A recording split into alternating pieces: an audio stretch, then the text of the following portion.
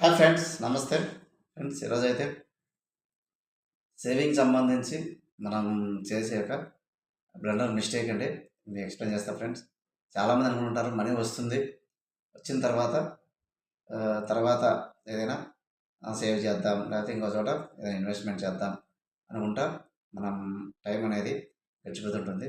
కానీ కొద్ది రోజులకి మనీ అయిపోయింది అనుకుంటుంటారు. కానీ ఇట్లా ఎలాంటి వస్తువు కూడా పర్చేజ్ చేయరు, కానీ ఎక్కడ కూడా అది కనిపించదు. సో ఆ మనీ ద్వారా మనం ఏదైనా పర్చేజ్ చేసామా అంటే అది కూడా కనపడదు. కానీ మనీ అయిపోయింది, మనీ అయిపోయింది, ఏమి కొనలేదని చాలామంది అనుకుంటుంటారు. సాధారణంగా ఇది ప్రతి ఒక్కరికి ఎదురయ్యే కామన్ ప్రాబ్లం.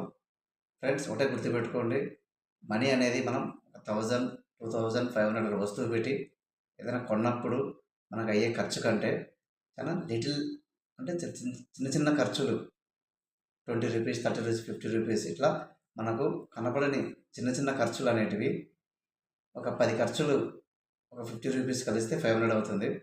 అలా అది మెల్లగా మనకు ఎవాపరేషన్ రూపంలో మన దగ్గర ఉన్నది ఎంత మనీ అయినా కానీ 5000, 10,000, 20,000, 30,000 ఇలా మొత్తం కూడా స్పెండ్ అవుతుంది. కానీ మనకు ఎటువంటి వస్తువు రూపంలో కనిపించదు.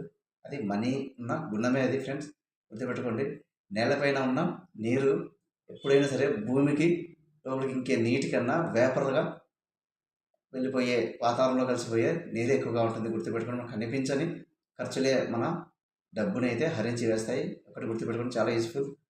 ఏదైనా కొనాలి అంటే అది అవసరమైతే వెంటనే కొనాలి ఆలోచించి, లేకపోతే వెంటనే సేవింగ్ చేయాలి.